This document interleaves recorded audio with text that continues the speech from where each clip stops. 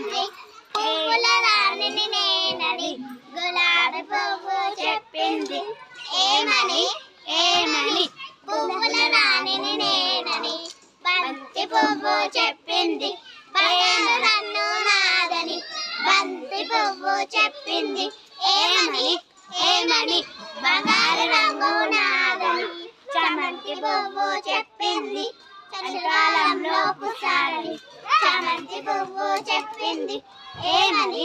ఏమని చలికాలంలో పుష్పాలని మల్లె పువ్వు చెప్పింది మెండ టెండలో పుష్పాలని మల్లె పువ్వు చెప్పింది ఏమని ఏమని మెండ టెండలో పుష్పాలని